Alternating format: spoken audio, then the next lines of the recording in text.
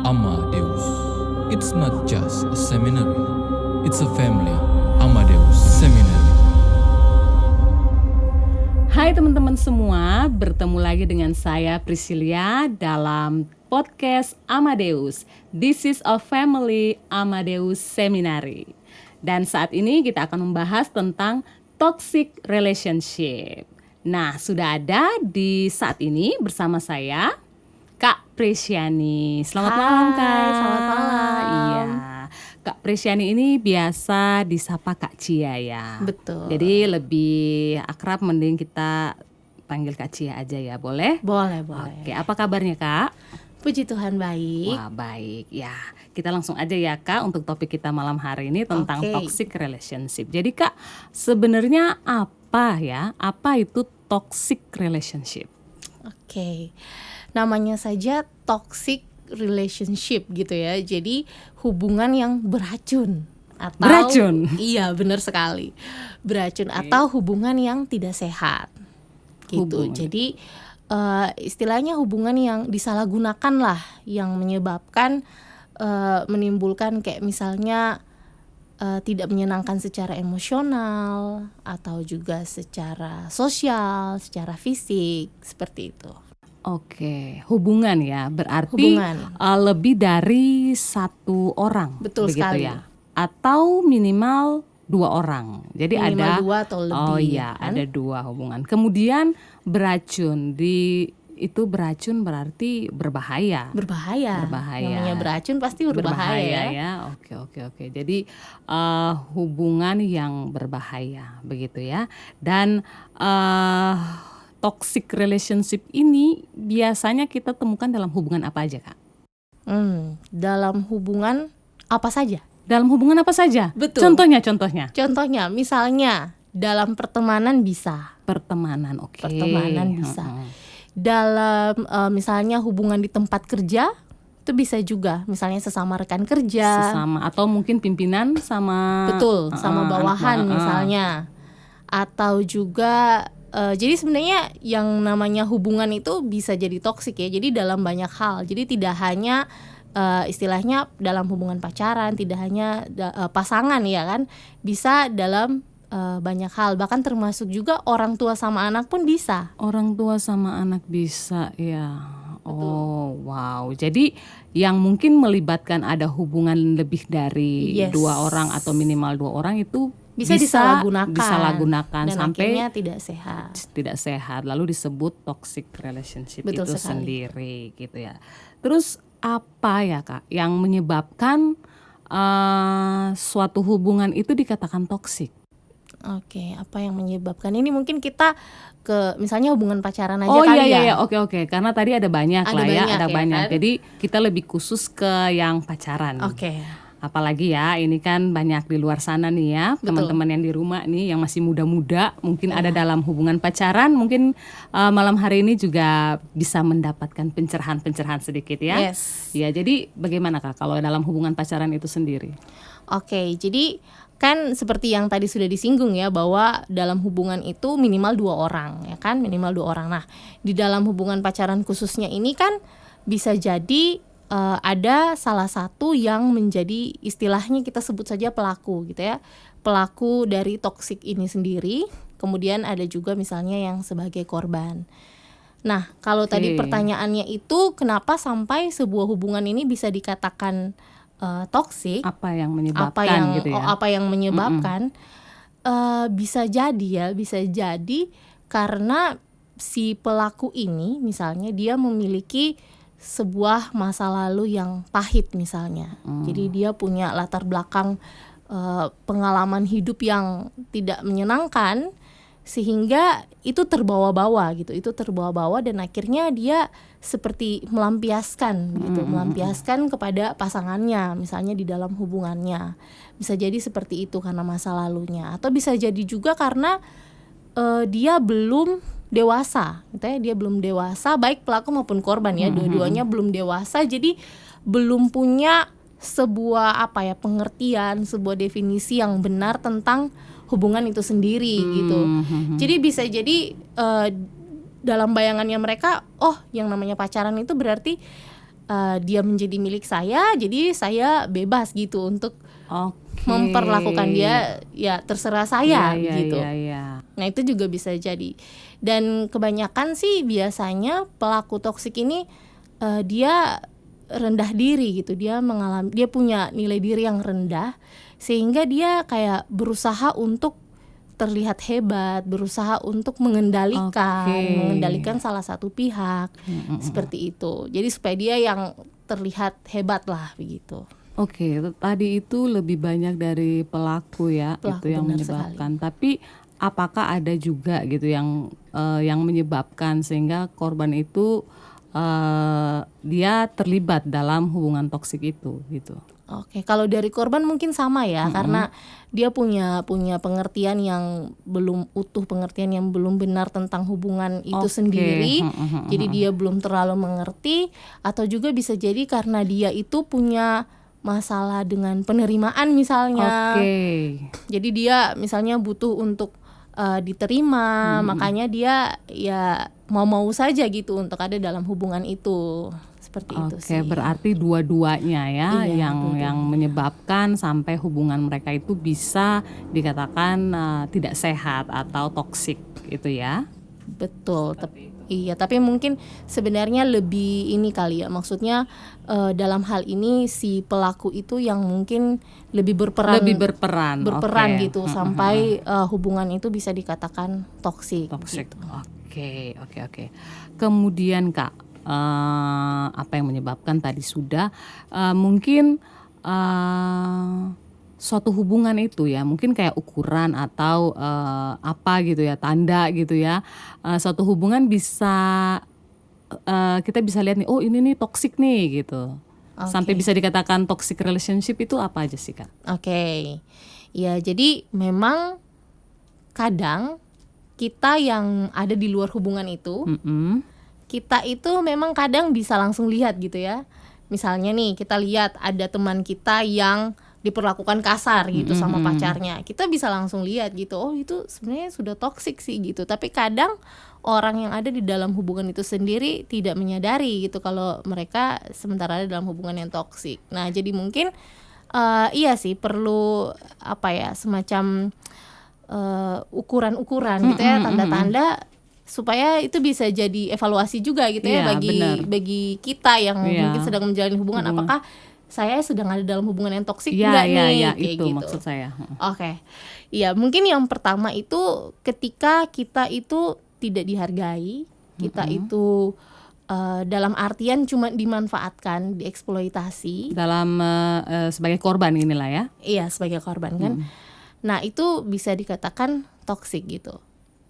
Jadi ya dimanfaatkan lah, hanya dimanfaatkan seperti itu. Okay.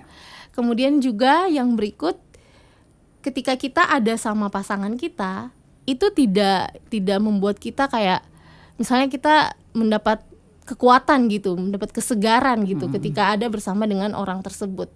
Yang ada malahan kita tuh merasa terkuras, secara emosi kita itu terkuras, dalam artian merasa lelah, tertekan seperti itu. Jadi itu juga bisa jadi salah satu tanda sih. Dikendalikan begitu ya. Iya, dikendalikan sampai kita merasa begitu tertekan gitu ketika ada bersama dengan pasangan dia gitu. Iya. Nah, kemudian bisa jadi juga ketika misalnya nih perilaku kita atau apa yang kita lakukan itu tidak lagi karena kita suka melakukannya atau karena kita mencintai dia gitulah. Tapi sudah perilaku kita tuh lahir dari kayak kita takut untuk ditinggal, takut untuk dikecewakan.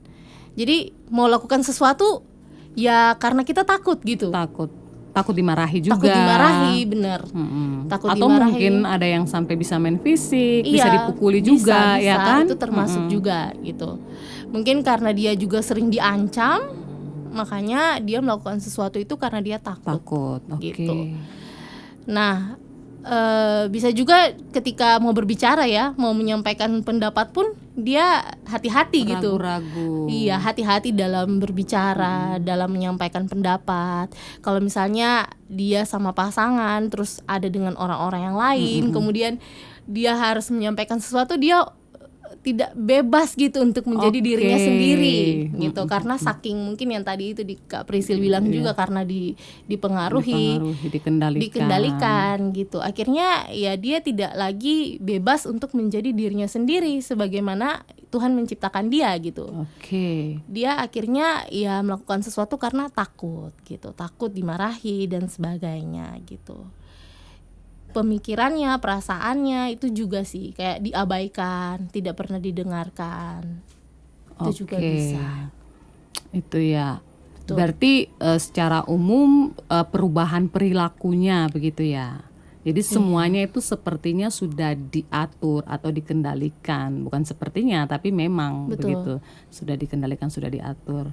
Dan mungkin itu bisa berdampak juga untuk hubungan dia dengan orang lain. Betul gitu sekali. dalam kehidupan sosialnya. Iya, dia jadi tidak percaya diri Iya. kan, karena ya itu tadi gitu, merasa tidak lagi menjadi dirinya sendiri gitu. Oke. Terus ya Kak, yang mau dibilang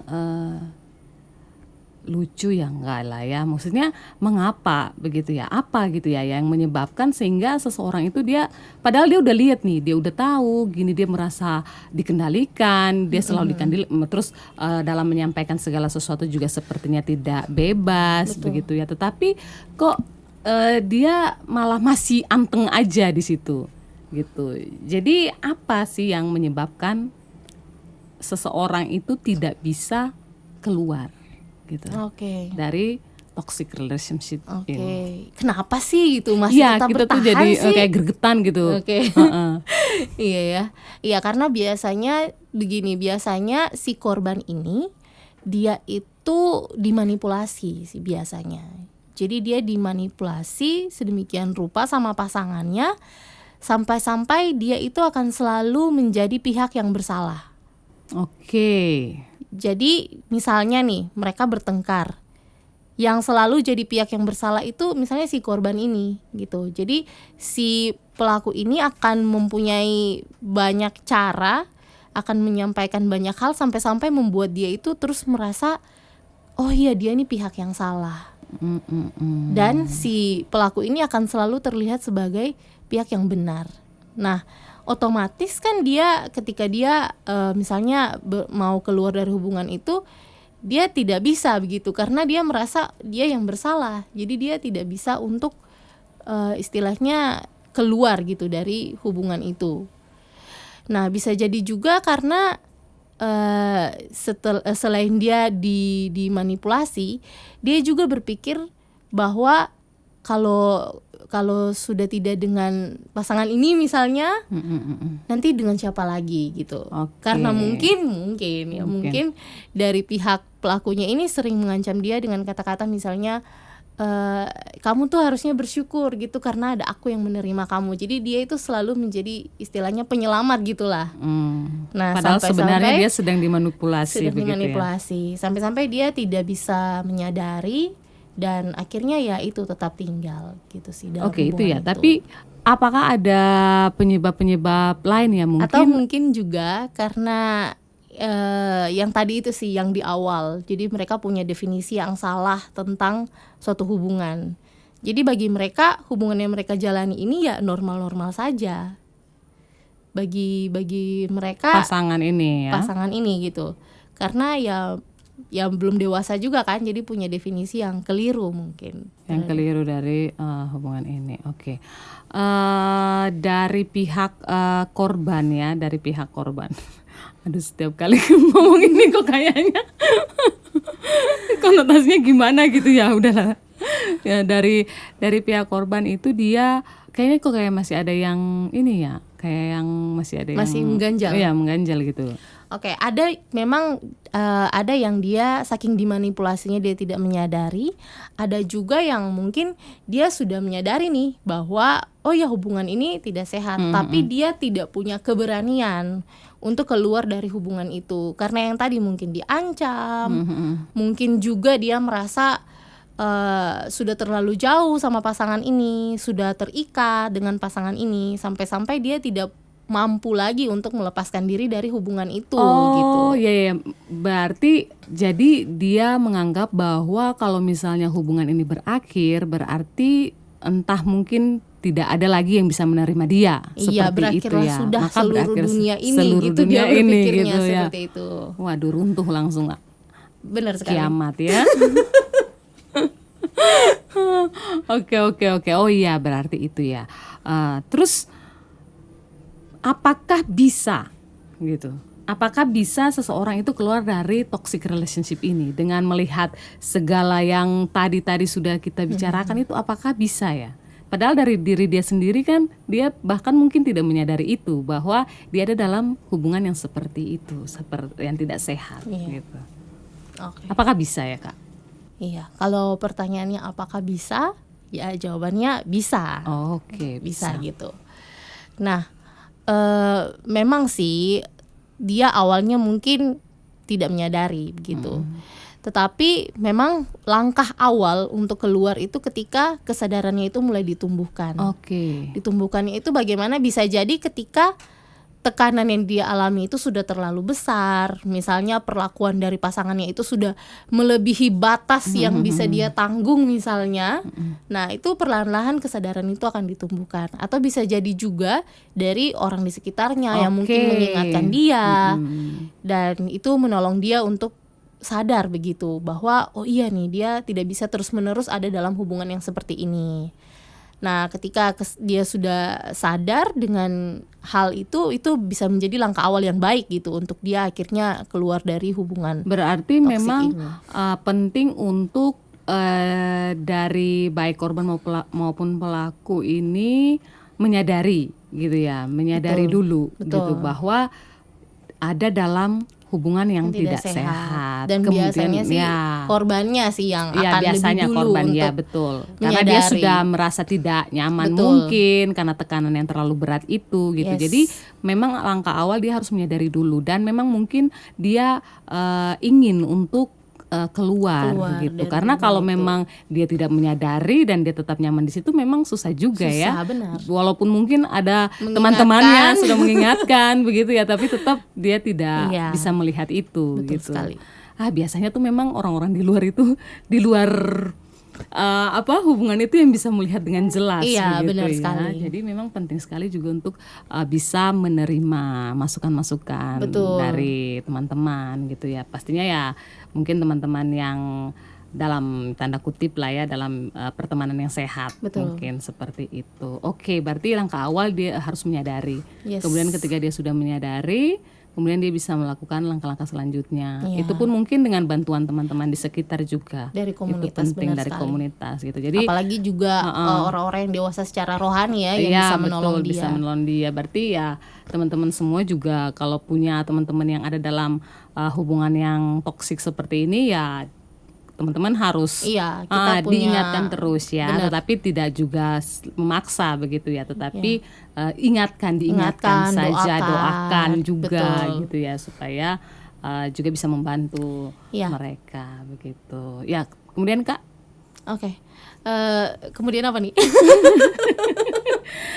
Kemudian setelah dia sadar, masa sudah dia sadar terus sudah gitu selesai, case close gitu kan, enggak ya? Iya, jadi setelah dia sadar ya kalau hubungannya ini salah gitu, dia harus ini mungkin dengan ditolong juga ya, ditolong dengan orang yang dewasa secara rohani gitu, untuk bisa menolong dia mendefinisikan ulang nilai hidupnya gitu, nilai dirinya gitu. Karena mungkin kan selama ini nilai dirinya itu sudah dirusak gitu ya, karena dimanipulasi dan sebagainya. Dia mungkin selama ini sudah rendah diri, sudah insecure dengan keberadaannya. Nah, makanya perlu untuk dia mendefinisikan ulang nilai hidupnya, bahwa memang nilai dirinya itu tidak ditentukan dari perkataan orang, apalagi perkataan pasangannya ini gitu, tapi benar-benar dari apa yang Tuhan katakan gitu melalui firman-Nya gitu. Jadi dia harus kembali diingatkan bahwa ya dia itu berharga gitu, karena Tuhan tidak hanya menciptakan dia, tapi bahkan juga rela mati menebus dia begitu kan. Dan ya itu anugerah gitu ya, anugerah buat dia. Dan ketika dia menyadari itu, dia menyadari bahwa dia diterima apa adanya, oleh Tuhan tentunya, dan juga oleh orang-orang di sekitarnya, oleh komunitasnya, itu juga yang akan makin menolong dia untuk cepat pulih. Oke. Begitu. Dan tidak ada salahnya sih kalau misalnya apa yang dialami itu sudah terlalu berat, misalnya tekanannya itu sudah melewati batasnya dia dan membuat dia juga mungkin terganggu secara mentalnya juga, ya tidak ada salahnya untuk mencari pertolongan juga yang istilahnya lebih profesional ya, misalnya konseling atau ke psikolog, itu juga bisa sih. Itu dari segi korban sih ya. Kalau dari segi pelaku sebenarnya sama juga sih. Malahan itu sangat baik gitu ya kalau sampai si pelaku Dia bisa menyadari bahwa gitu ya. Oh iya, yang selama ini dia lakukan salah itu jauh lebih baik lagi gitu sih. Oh gitu ya. Oke, berarti dengan dia menyadari bahwa dirinya berharga, bahwa memang ada Tuhan yang begitu mengasihi dia, yang sebenarnya menerima dia itu apa adanya dia, gitu ya. Itu akan sudah pasti satu-satunya yang akan bisa menolong dia untuk akhirnya bisa meninggalkan atau keluar dari hubungan yang toksik itu. Iya, benar sekali. Karena gambarannya itu sudah dipulihkan. Betul. Iya, oke Kak. Wow, luar biasa sekali ya. Berarti bantuan teman-teman di sekitar itu juga sangat penting sangat baik bagi teman-teman ini. Oke deh Kak. Terima kasih untuk kehadirannya di saat ini. Walaupun singkat namun sungguh berisi dan bisa memberikan juga pencerahan bagi teman-teman semua yang mungkin saat ini ada dalam hubungan pacaran, ya kan? Biarlah hubungan mereka itu hubungan yang sehat dan tentunya memuliakan nama Tuhan. Betul sekali. Oke. Sebelum kita mengakhiri Kak, mungkin harus ya, harus Kak, ada quotes. Ya jangan quotes lah terlalu keren gitu ya Kak. Mungkin ada pesan-pesan gitu bagi teman-teman yang ada di rumah yang mungkin sekarang ada dalam hubungan pacaran gitu. Silakan Kak. Oke. Iya, jadi buat teman-teman semua yang mungkin ada dalam hubungan yang toksik, memang sih mungkin langkah awal untuk keluar itu akan terasa begitu berat gitu. Tapi percayalah, ketika kita menyerahkan seluruh hidup kita kepada Tuhan, Tuhan akan memampukan kita. Kasih karunia-Nya akan menolong kita bukan hanya keluar dari hubungan toksik, tetapi juga menolong kita untuk menemukan rancangan apa yang sudah Tuhan sediakan bagi kita sejak semula. Jadi tetap semangat, semoga hubungan yang akan kita jalani ke depan adalah hubungan yang sehat, yang memuliakan Tuhan. Terima kasih. Wow, luar biasa sekali Kak Cia. Terima kasih sekali lagi atas kehadirannya. Tuhan Yesus memberkati Kakak terus dalam pelayanan, dalam semua yang Kakak cita-citakan. Thank you. Oke teman-teman, sampai bertemu lagi dalam podcast Amadeus selanjutnya. This is a family Amadeus Seminary. Amadeus. It's not just a seminar.